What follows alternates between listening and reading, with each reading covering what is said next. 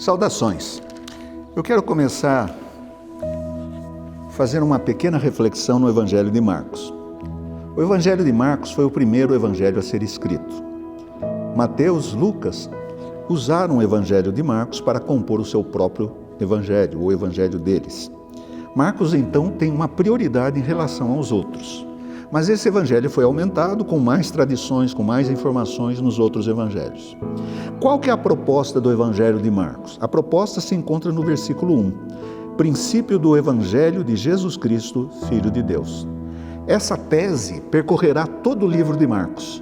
Ele vai mostrar que Jesus é o Cristo e ele é o Filho de Deus. Jesus é Cristo e Filho de Deus. E essa mensagem, esse tema será desenrolado tendo em vista a dúvida das pessoas, uma pergunta que elas farão continuamente: quem é este? Quem é este? E o leitor já sabe, Jesus é o Cristo, o Filho de Deus. Então, a primeira vez que aparece isto, aparece no batismo de Jesus. Eu vou ler um trecho do Evangelho de Marcos que diz assim, que é justamente o batismo. Naqueles dias veio Jesus de Nazaré da Galileia e por João foi batizado no Rio Jordão. Logo ao sair da água, viu os céus rasgarem-se e o Espírito descendo como pomba sobre ele. E então foi ouvida uma voz dos céus: Tu és o meu filho amado, em ti me comprazo. Esse texto curtinho de Marcos mostra que João Batista batizou Jesus, mas há uma ambiguidade. Quem é que ouviu a voz? Está no passivo, foi ouvida a voz. Possivelmente só Jesus, porque o texto está dizendo: Tu és o meu filho amado. É Jesus que recebe essa informação. É Jesus que é declarado o Filho de Deus. Ele já era antes, mas agora de uma maneira muito especial. Então Jesus é o Filho de Deus. Depois disso, vem a tentação de Jesus. E a tentação de Jesus em Marcos, ela é muito econômica. Ela não apresenta o conteúdo da tentação. Veja que diz o versículo 12 e 13. E logo o Espírito o impeliu para o deserto, onde permaneceu 40 dias, sendo tentado por Satanás.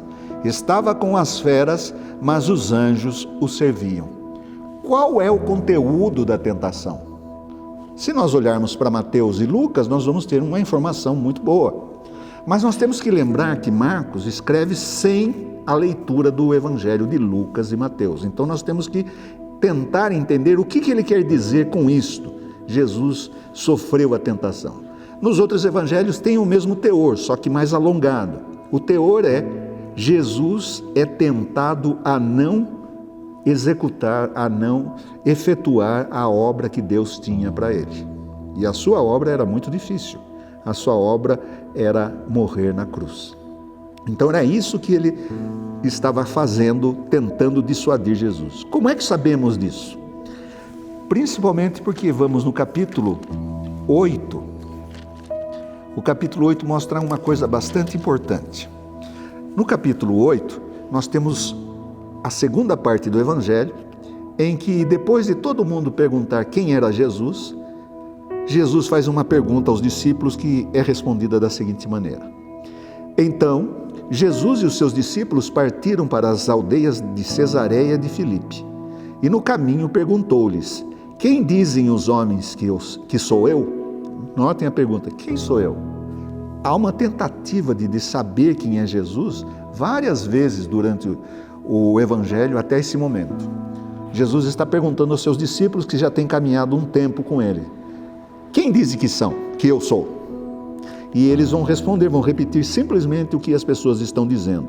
E responderam: João Batista, outros Elias, mas outros alguns dos profetas. Todos eles ficam no âmbito dos profetas. E Jesus realmente é um profeta. Mas Jesus se volta para os seus discípulos e pergunta. Então lhes perguntou: Mas vós, quem dizeis que eu sou? Respondendo Pedro, lhe disse: Tu és o Cristo.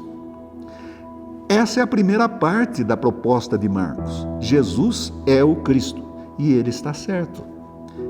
Pedro está certo respondendo isso. Tanto é que Jesus diz: advertiu-os Jesus de que a ninguém dissessem tal coisa a seu respeito. E aqui a coisa se complica. Se complica porque logo depois de dizer que, assumir que ele é o Cristo e pedir sigilo, segredo, Jesus muda o discurso. Então começou ele a ensinar-lhes que era necessário que o Filho do Homem sofresse muitas coisas, fosse rejeitado pelos anciãos, pelos principais sacerdotes e pelos escribas, fosse morto e que depois de 3 dias ressuscitasse. Notem, a morte precede a ressurreição, mas ele seria um Messias que sofreria, e isto ele expunha claramente, mas nem todos entendem. Pedro responde, redargue, mas Pedro, chamando-o à parte, começou a reprová-lo. Nunca ninguém reprovou Jesus, mas Pedro teve essa coragem. Por quê? Porque Pedro acertou. Jesus é o Cristo, e o Cristo tem que ser um guerreiro, tem que ser um libertador. E agora, ele vai morrer? Ele veio para morrer? Então Pedro passa a repreender, e é educado na sua repreensão. Diz assim, e isto ele expunha claramente, Jesus, mas Pedro chamando-o à parte. Notem, ele chama à parte Jesus. É assim que geralmente nós fazemos quando queremos chamar a atenção de alguém. E começou a reprová-lo. Jesus, porém, voltou-se e fitando os discípulos, ele faz o contrário de Pedro. Pedro o chama à parte. Jesus fala para todos os seus discípulos. Repreendeu a Pedro e disse: arreda, Satanás, porque não cogitas das coisas de Deus, e sim dos homens. E aqui nós temos a primeira e, na verdade, o conteúdo da tentação de Jesus. Qual que é o conteúdo? De maneira alguma o Senhor vai morrer. De jeito nenhum. Satanás estava usando Pedro. Em certo sentido, não que ele estava sendo oprimido, mas aquela ideia era a ideia dos homens. E Pedro se coloca então como um adversário. Ele não entendeu que o Messias precisa sofrer, e sofrer largamente. O Evangelho de Marcos é o evangelho que mais apresenta a paixão de Cristo. A paixão de Cristo é falada, é predita por Jesus em 3 lugares. Se nós formos para o capítulo 9, nós vamos ter a segunda predição, praticamente nos mesmos versículos. No capítulo 9, versículo 30 a 32. E tendo partido dali, passavam pela Galileia, e não queria que ninguém o soubesse, porque ensinava os seus discípulos e lhes dizia: o Filho do Homem será entregue nas mãos dos homens e o matarão, mas 3 dias depois da sua morte ressuscitará. Os discípulos agora não ousam falar nada. Eles, contudo, não compreendiam isso e temiam interrogá-lo. Aí vem a terceira predição, já no capítulo 10. Também praticamente nos mesmos lugares, capítulo 10, versículo 32. Estavam de caminho, subindo para Jerusalém, e Jesus ia adiante dos seus discípulos. Estes se admiravam e o seguiam, tomados de apreensões.